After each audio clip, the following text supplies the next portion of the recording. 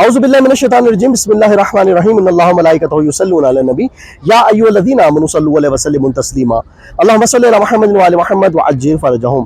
خدا کا شکر ہے کہ اس نے اتنے بہترین اور بابرکت ذکر کو کرنے اور سننے کے لیے ہمیں منتخب کیا۔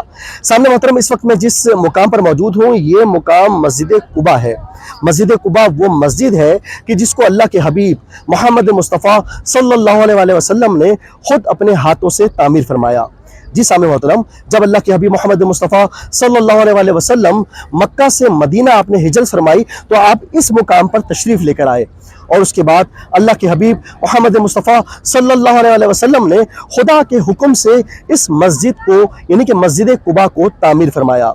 اس مسجد قباء کا دوسرا امتیاز یہ بھی ہے کہ جب اللہ کے حبیب محمد مصطفیٰ صلی اللہ علیہ وسلم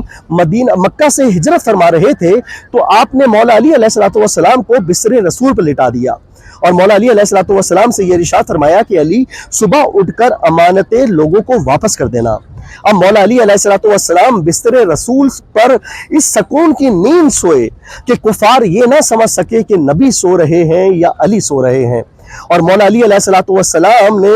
صبح اٹھ کر لوگوں کو ان کی امانتوں کو واپس کیا،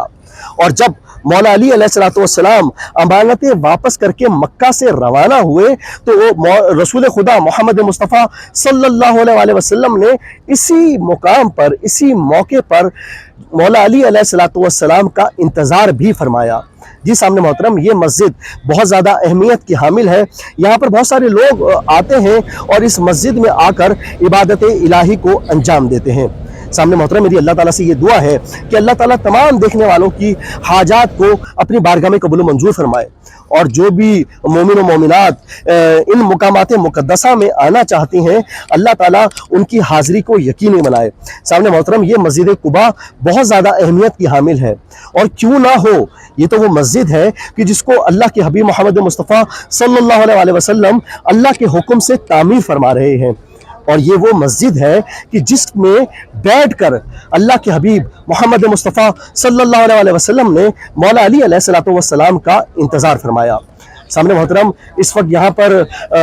زائرین کی ایک بہت بڑی تعداد موجود ہے جو یہاں پر آ کر اس مسجد میں نماز ادا کرتے ہیں۔ میں اللہ سے یہ دعا کرتا ہوں کہ اللہ تعالیٰ تمام لوگوں کی تمام عبادات کو اپنی بارگاہ میں قبول و منظور فرمائے، اور جو لوگ اس وقت دیکھ رہے ہیں اور جو لوگ ان مقامات مقدسہ میں آنا چاہتے ہیں اللہ تعالیٰ ان سب کی حاضری کو یقینی بنائے اور یہ اسباب پیدا فرمائے کہ تمام لوگ ان مقامات مقدسہ کی زیارت کر سکیں۔ سامنے محترم، اللہ تعالیٰ سے یہ بھی دعا ہے کہ جن لوگوں نے ہمیں پوری دنیا سے دعاؤں کے لیے کہا ہے اللہ تعالیٰ ان سب کی دعاؤں کو مستجاب فرمائے، اور ہمیں بار بار ان مقامات مقدسہ پہ آنے کی توفیق عطا فرمائے۔ آمین ثم آمین یا رب العالمین۔ التماس دعا۔ والسلام علیکم ورحمۃ اللہ۔